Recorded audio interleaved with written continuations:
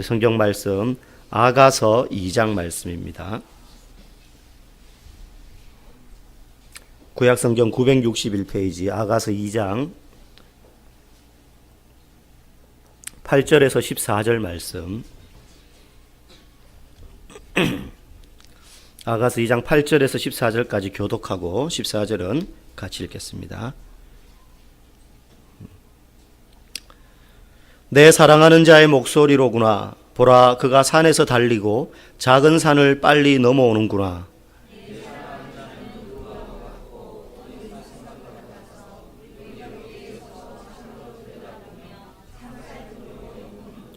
나의 사랑하는 자가 내게 말하여 이르기를, 나의 사랑 내 어여쁜 자야, 일어나서 함께 가자.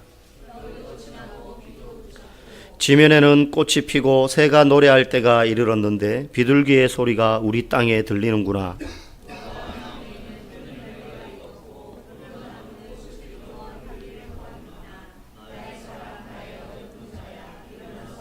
같이 읽겠습니다.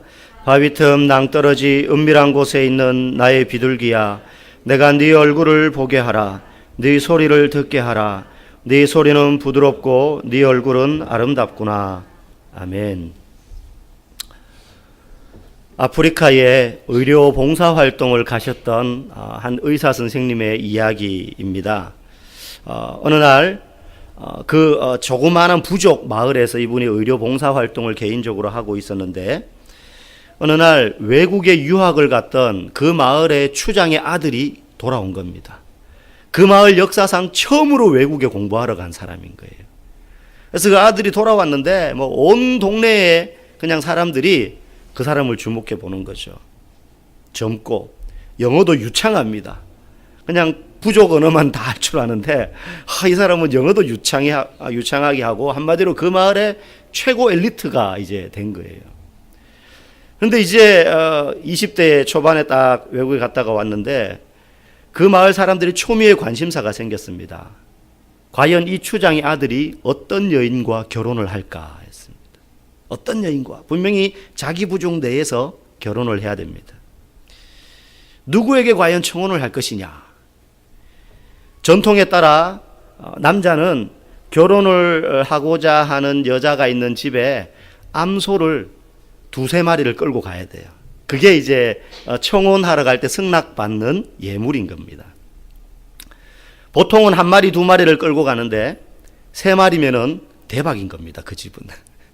그만큼 가치가 있다고 여기는 거예요, 그 여자가. 그래서 이제 전부 다 하루 이틀 날이 지날수록 분명히 돌아왔고, 이제 추장이 돌아오면 아들을 결혼시킨다 그랬는데 이제 어느 여인 집에 갈 것인가. 사람들이 다 머릿속에 그 생각만 하고 있는데 어느 날 이 추장의 아들이 소를 끌고 집을 나선 겁니다. 그런데 무려 9마리를 끌고 집을 나서는 겁니다. 그래서 사람들이 깜짝 놀란 거예요. 3마리도 아니고 4마리도 아니고 도대체 코딱지만한 그 부족 마을에 누구 집에 어떤 처자가 있는지 다 아는데 우리 동네에 9마리의 암소를 받을 만한 여자가 있나? 그래서 도대체 저 추장 아들이 저 많은 소를 끌고 누구 집에 들어가려고 하나? 그래서 사람들이 막 일을 하다가 전부 그 뒤를 따라가는 거예요. 이제 저 소떼를 끌고 저 추장 아들이 누구 집에 들어가려고 하나? 막 따라가는데 당도한 집 앞에 딱 섰는데 사람들이 또 한 번 깜짝 놀랐습니다. 그가 들어간 집은 그 마을에서 가장 가난한 집인 거예요. 가장 변두리에, 마을 중심부도 아니고 가장 가난한 집이었고, 그 집의 딸은 누가 딱 봐도 그냥 곧 병 들어가지고 죽을 것처럼 연약하고요. 그냥 그러다 보니까 자신감도 없어가지고 항상 고개를 숙이고 얼굴에 그늘이 가득 차. 한마디로 되게 볼품없는 여인이었어요. 사람들이 수군거립니다. 저 추장 아들이 외국물 먹고 오더니만은 머리가 돌았나 저 와저라노. 도대체 저 여인이 암소 9마리의 가치가 있나? 말도 안 된다. 요 장면까지 의사는 보고 이제 귀국을 했습니다. 의료 봉사활동을 하고.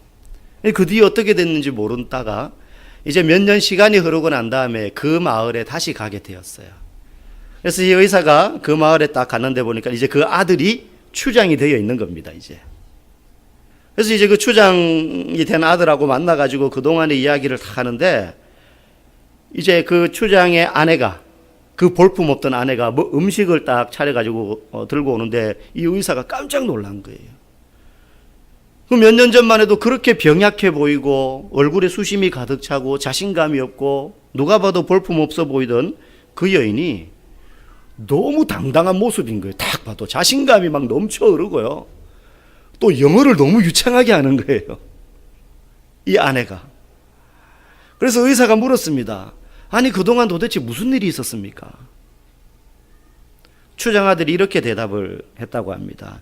사실 그 당시에 암소 한 마리면 충분히 결혼 승낙을 받을 수 있었지만, 문제는 그 청혼의 순간에 몇 마리의 암소를 받느냐가 평생의 자기 가치를 결정할 수 있었다는 것이었습니다. 저는 아내를 사랑했습니다. 남들이 뭐라 하든.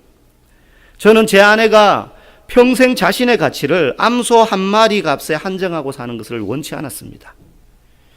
처음에 아내는 제가 9마리의 암소를 가지고 간 것 때문에 무척 놀랐던 것 같습니다. 그러나 그 후로 아내는 자신의 가치를 9마리에 걸맞게 하려고 노력했던 것 같습니다. 저는 아내에게 공부를 하라거나 외모를 꾸미라는 등의 권장을 하지 않았습니다. 다만 있는 그대로의 당신을 나는 여전히 사랑한다라고 자주 이야기해 주었을 뿐입니다. 그런데도 불구하고 아내는 점점점 더 아름다워져 갔습니다. 여러분, 사람의 진정한 가치는요, 누구로부터 인정을 받느냐에 따라서 의미가 달라집니다. 그냥 지나가던 아무나가 우리 보고 당신 이런 사람이야, 사실 그거 별 의미 없어요. 그죠? 정말로 나를 잘 알고, 그리고 그 중에서도 나를 가장 아끼고 사랑해주는 사람에게 받는 인정이야말로 그 사람에게 진짜 의미가 있는 거예요. 옆집 아저씨가 나에게 뭐라고 하는 것보다 우리 가족이 나에게 뭐라고 이야기하는 게 훨씬 내게 가치가 있고 의미 있는 거 아닙니까? 그죠? 그와 똑같은 겁니다. 흔히 여자는 사랑을 먹고 살고 남자는 여자의 인정을 먹고 산다고들 말들 합니다. 저를 비롯해서 대다수의 대부분의 남자들은 자신을 인정해주는 사람이 있다면 그 사람을 위해서 목숨까지 건다라는 말이 있습니다. 예전에 교역자들끼리 여러 명이 이렇게 있는데, 예전에 있던 교회에서 이제 교역자들 단톡방이 이렇게 있었는데, 거기서 이제 제가 존경하는 그 이제 형님 목사님이 저한테 이렇게 단톡방에 글을 남긴 거예요. 한 사람씩 칭찬하는 글을 남긴 겁니다. 그분이 쭉 남기는데, 가식이 없고 충성된 이 목사, 이렇게 딱 글을 남긴 거예요. 그래서 저는 되게 막 좀 부끄럽기도 하고 그랬지만, 그때 그 목사님께서 남기신 그 글을 읽는 순간 제 마음 가운데 거룩한 부담감이 일어나는 걸 느꼈어요. 그때 제 마음속에 이런 생각이 들었어요. 나는 이제부터 불평하면 안 돼. 그래서 가식적으로 거짓된 행동하면 안 되고 항상 충성해야 돼. 그래야만 할 것 같은 의무감이 막 드는 거예요. 여러분, 칭찬은 고래도 춤추게 한다는 말이 있잖아요. 그죠? 단순한 논리지만 나를 그렇다고 인정해 주는 사람 앞에서 내가 정말로 그런 사람이 되어야 되겠구나 하는 거룩한 부담감이 우리 안에서는 일어나게 되어 있다는 겁니다. 그래서 가능하면 물론 혼찌금을 내야 될 때가 있고 핀잔을 주거나 때로는 회초리를 들어야 될 때가 있지만, 한 10번의 경우에 중에서 한 6번, 7번은 칭찬을 하고 격려해주고 나머지는 좀 견책을 하는 것, 그 비율을 맞추는 게 되게 중요한 것 같습니다. 마찬가지예요. 우리 모두의 마음속에는 누군가에게 인정을 받고 싶은 마음이 다 있습니다. 그게 많으냐 적으냐의 차이일 뿐입니다. 자식은 부모에게 인정받고 싶고, 학생은 선생님에게 인정받고 싶고, 남편과 아내는 서로에게 인정받고 싶은 겁니다. 그거는 우리 안에 있는 자연스러운 열망입니다. 그래서 아무리 열심히 일을 하고 그래서 좋은 결과를 남겨도 아무도 그거를 인정해 주지 않으면요, 사람들의 마음은 잠시는 그 결과를 보고 뿌듯해할 수 있지만 조금 있다가 보면 힘이 빠져요. 인정받으려고 한 건 아닌데 아무도 그거를 인정해 주지 않고 눈여겨 주지 않으면 힘이 빠져요. 사역을 할 때도 마찬가지입니다. 목사로서 아니면 교회에서 순장으로서 영혼을 섬기고 막 사역을 했는데, 그래서 열심히 하시네요. 정말 신실하십니다. 충성된 일꾼인 것 같아요. 하나님 축복하실 것 같아요. 이런 칭찬을 들으면 그때는 뿌듯합니다. 그런데 나중에요, 홀로 있을 때 찾아오는 마음속의 공허함 같은 게 있습니다. 사람들의 칭찬과 인정으로 채워지지 않는 공허함이 우리 속에는 있다는 거예요. 그때 우리 안에 그 공허함을 채우는 진짜 만족이 있는데, 그게 뭐냐면 우리의 아버지 되시는 하나님께서 내 아들아, 내 딸아, 정말로 수고했다. 결과와 상관없이 때로는 너는 더운 여름날에 추수하느라 힘들어 땀 흘린 그 일꾼의 목을 적셔주는 시원한 얼음 냉수와 같구나. 잘하였도다 착하고 충성된 종아. 하나님 아버지의 음성과 말씀을 통해서 받는 그 인정, 그 확인, 그게 세상에서 어떤 열매를 남겨가지고 얻게 되는 사람들의 인정과 칭찬과는 비교할 수 없는 우리의 영혼을 풍족하게 만드는 인정이라는 것이죠. 성경에 보면 우리가 잘 아는 아브라함이라는 인물도 하나님으로부터 그렇게 인정받게 되는 경험을 합니다. 창세기 22장 12절에 보면 사자가 이르시되 그 아이에게 네 손을 대지 말라, 그에게 아무 일도 하지 말라, 네가 네 아들 네 독자까지도 내게 아끼지 아니하였으니 내가 이제야 네가 하나님을 경외하는 줄 아노라. 무슨 장면인지 아시겠죠? 아브라함이 자기 아들 이삭을 내게 제물로 바쳐라라고 말씀하신 하나님의 그 말씀에 순종해서 모리아산에 가서 제단에 올려놓고 칼을 들어가지고 아들을 잡으려고 하는 그때 막으시는 음성이었습니다. 내가 이제야 네가 하나님을 경외하는 줄 알겠다. 근데 여러분, 이걸 가만히 뜯어보면 좀 신학적으로 성경적으로는 약간 맞지 않는 이야기예요. 왜냐하면 하나님께서는 모든 곳에 계시며 알지 못하시는 것이 없는 전지하신 분인데, 새삼스럽게 여기서 마치 아브라함이 하나님을 얼마나 경외하고 있었는지를 알지 못하셨다가 이제야 그 순간에 이제 내가 알겠어 라고 말씀하시는 것 같단 말이에요. 그죠? 내가 이제야 네가 하나님을 경외하는지를 알겠다. 그러면 중심을 보시는 하나님께서 아브라함의 중심은 보지 못하셨단 말인가? 아브라함의 그 마음의 중심을 모르다가 그 순간에 이제 하나님이 새롭게 알게 된 것인가? 사실은 그게 아니라 하나님은 이미 아브라함 마음의 중심까지 다 아셨습니다. 아브라함이 그렇게 자기 아들을 제물로 바치기 위해서 행동이 옮길 것이라는 사실을 하나님은 당연히 알고 계셨죠. 알고 계셨습니다. 그럼 여기서 내가 이제야 아노라라고 말씀하시는 것은 무슨 뜻이냐면, 하나님이 모르셨다가 아브라함의 마음의 중심을 알게 됐다는 것이 아니라, 이 말은 하나님이 아브라함에게 들려주는 이야기입니다. 아브라함에게. 이런 뜻이에요. 아브라함아, 이제 네가 나를 경외하는 자가 맞아. 내가 그걸 인정하마. 이제부터 너는 내게 그런 사람이다. 하나님이 보시기에 아브라함이 어떤 존재인지, 아브라함 자신도 자기가 그런 자리에까지 갈 수 있을지 몰랐어요. 아마 수많은 갈등을 했을 것입니다. 하나님은 아브라함이 그 자리에까지 갈 거라는 걸 알고 계셨지만 정작 갈등한 사람은 아브라함입니다. 아브라함의 행동을 하나님은 의심하지 않으셨어요. 저 녀석이 진짜 나에게 아들을 바치려고 할까? 하나님은 그런 의심하지 않으십니다. 알고 계시니까요. 진짜 자기 자신을 의심하고 믿지 못했던 사람은 아브라함입니다. 내가 과연 하나님을 위해서 내 아들까지 바칠 수 있을까? 아니야, 이거는 말도 안 되는, 내가 잘못 들었을지도 몰라. 착각했을지도 몰라. 사람들에게 이야기하면 나보고 미쳤다 그럴 거야. 아마 수없이 갈등하고 고민하고 의심했을 거예요. 누구에 대해서? 자기 자신에 대해서. 하나님이 아브라함 그가 하나님에게 어떤 존재인지, 아브라함 자신이 하나님에게 어떤 사람으로 인정을 받는 사람인지를 그때 아브라함이 깨닫게 되는 거예요. 너는 내게 이런 사람이다. 네가 나를 위하여 네 아들 독자까지 아끼지 않고 내게 바치는 사람인 줄 내가 안다. 그 말은 내가 너를 그런 사람으로 인정한다라는 뜻이.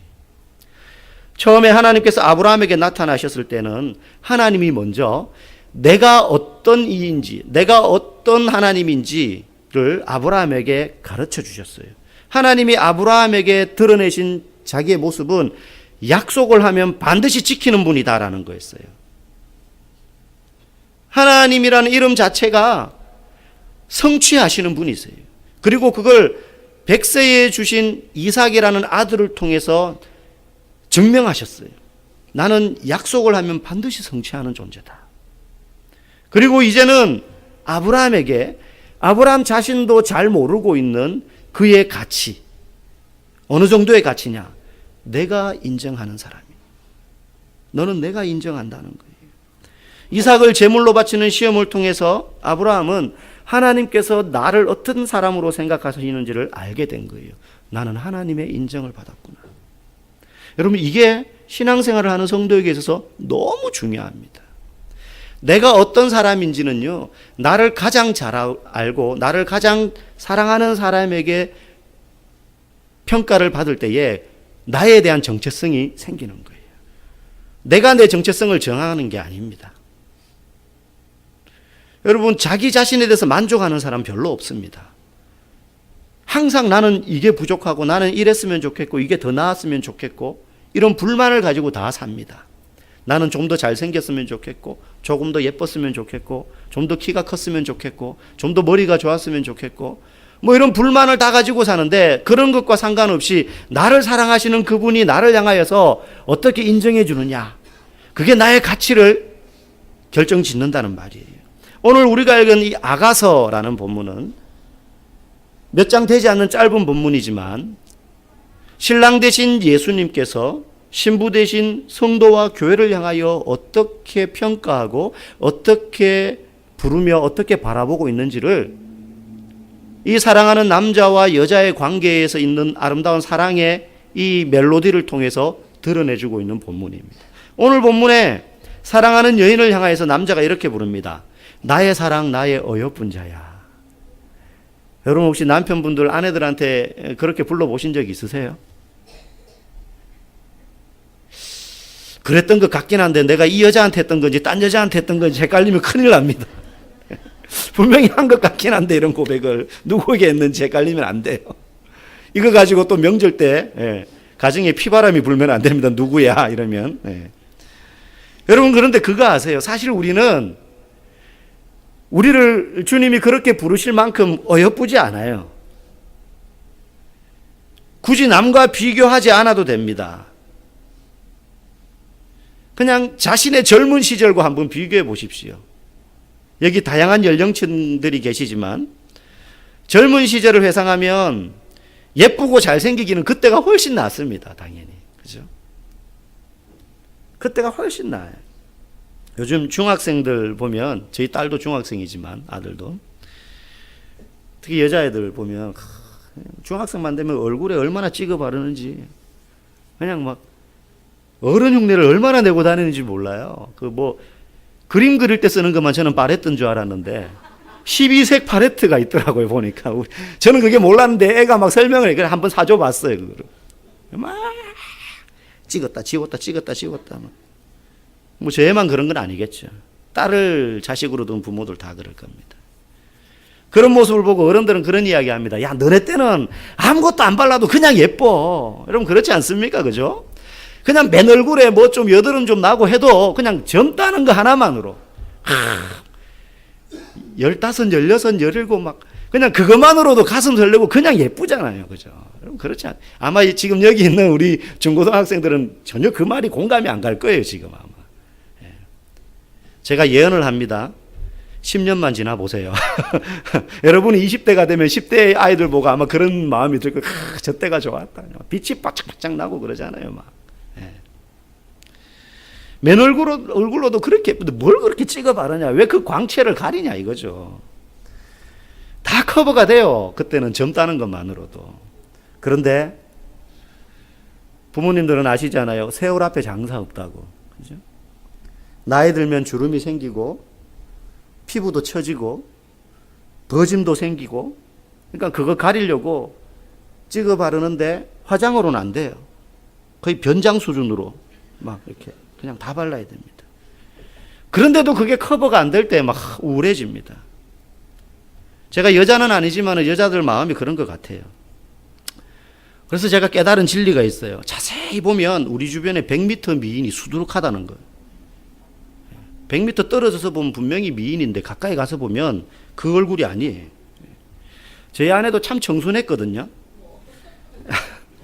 옛날 사진 보면 그냥 얼굴에 청순이라고 써붙여 놨었어요. 촌에서 갓 올라와가지고 세상 물정 하나도 모르는 얼굴에 화장기라고는 하나도 없는 그 얼굴에 저는 나름대로 본인은 뭐 이렇게 했는지 모르겠는데 다른 사람들에 비해서 저는 그 아무것도 바르지 않은 것 같은 그 얼굴이 되게 좋았어요. 그래서 연애할 때도 그랬고 결혼한 후에도 종종 아내에게 화장 안 한 얼굴이 더 예쁘다고. 근데 저는 그렇게 이야기하는데 본인도 본인을 못 믿는 것 같아요. 지금도 예쁘지만 변한 거는 사실입니다. 많이 변했어요. 저도 마찬가지고. 사실 결국 생긴 그대로 보면 우리는 예쁜 구석이 별로 없습니다. 지금 다 걷어내면. 제가 지금 외모로 비유를 들었지만 제가 말씀드리는 건 그냥 외모만을 갖고 말하는 게 아니죠. 우리라는 존재 자체에 있는 뭐 이 껍질들, 그죠? 다 벗겨내고 나면 예쁜 구석이 없어요. 우리는 생긴 그대로 보면 오늘 말씀이 말하는 것처럼 나의 사랑 나의 어여쁜 자야라고 말하는 소리를 듣기에는 우리는 참 많이 부족한 것 우리는 잘 압니다. 그런데 바로 여기에 놀라운 비밀이 있다는 겁니다. 우리는 화장하고 변장하고 수술이라도 해야. 제가 참 우픈 이야기를 들은 적이 있어요. 남매가 있는데 아들이 늘 누나한테만 잘해주는 부모님한테 원망인 거예요. 그래가지고 막 차별 대화하는. 딴 집은 아들 그러는데 왜 우리 집은 누나를 이렇게 챙기냐는 거예요. 그래가지고 이제 아버지가 술을 드시고 어느 날 들어오셨는데 아버지한테 아들이 막 그러는 거예요.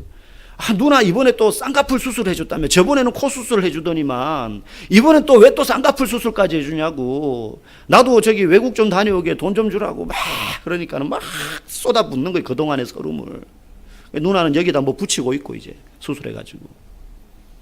그러니까 아버지가 이렇게 말씀하시는 거예요. 술도 자셨고 한숨을 푹 쉬더니만 미안해서 저렇게 낳은 게 너무 미안해서 어쩔 수가 없다. 그런 우픈 이야기를 들은 적이 있어요. 우리는 그렇게라도 해야 사람들이 때로는 자기 스스로 만족하고 사람들에게 사랑을 받을 수 있을 거라고 예쁘게 봐줄 거라고 생각을 하지만 하나님은 우리를 있는 모습 그대로를 어여삐 보신다는 사실이. 여러분 이게 얼마나 감사한 일인지 모릅니다. 뭐 덕지덕지 우리의 얼굴에 뭘 바르고 좋은 옷을 입고 좋은 거 안 타고 다녀도 좋은 학교 안 나와도 번듯한 회사에 다니지 않아도 하나님은 저와 여러분을 있는 모습 그대로 좋아하신다는 거예요. 있는 모습 그대로 예뻐하신다는 거예요. 이리 보아도 저리 보아도 예뻐할 만한 사랑받을 만한 구석이 하나도 없는 우리들인데도 불구하고 하나님은 그냥 우리를 사랑하신다는 거예요. 그 사랑이 얼마나 큰지 아브라함에게는 독자 이삭을 제물로 요구하셨다가 결국은 죽지 않도록 막으시면서 너가 내게 그런 사람이다. 그렇게 하신 하나님이신데도 자격 없는 우리를 위해서는 자기 아들을 십자가에 죽게까지 내버려 두신 분이에요. 여러분 비교해 보십시오. 아브라함과 우리가 평행선상에 있을 때 하나님 앞에서 어떻게 여김을 받는 존재인지. 여러분 우리가 훨씬 더 가치가 있으면 가치가 있는 거지. 여러분 아브라함은 자기 아들 독자를 바치려고 하는데 하나님이 막으셨어요. 그런데 우리를 위해서는 하나님은 어떻게 하셨습니까? 자기 아들을 죽기까지 내버려 두셨다는 거예요. 저와 여러분은 그런 사랑을 받는 사람들입니다. 우리의 가치는 거기에서 결정되는 거지. 남이 뭐라고 하는 소리에 우리가 꽉 풀이 죽어가지고 얼굴도 못생긴 게 눈도 쪽잡아. 어떤 분이 성형수술을 받으려고 갔는데 보니까는 의사한테 상담을 하는 거예요. 선생님, 제가 양미간 사이가 너무 먼데 앞트임을 하면은 좀 예뻐지지 않을까요? 의사가 가만히 보더니 이 의사가 강남에서 유명한 성형외과 의사인데 아주 그냥 실력도 좋지만 신의 손이지만은 냉정하게 환자를 평가하기로 유명한 분이라 그래요. 그래서 앞트임 받으려고 하는데 선생님 받으면은 제가 좀 이렇게 중간으로 눈이 정위치를 할까요? 그러니까 그거는 수술로도 안 됩니다. 앞트임을 한다고 해가지고 눈이 돌아오지는 않을 것 같고요. 그냥 그대로 사셔야 됩니다. 사람들은 다른 사람이 나를 어떻게 봐주는 거 가지고 나 자신을 평가하려고 하지만 하나님은 자기 아들을 우리를 위하여 보내주셨을 만큼 우리의 이쁨과 어떻게 생겼느냐, 뭘 가졌느냐, 우리가 뭘 남겼느냐와 상관없이 우리를 얼마나 사랑하시는지를 이미 보여주셨습니다. 그게 우리의 가치, 그게 저와 여러분의 가치예요. 오늘 본문 13절은 말합니다.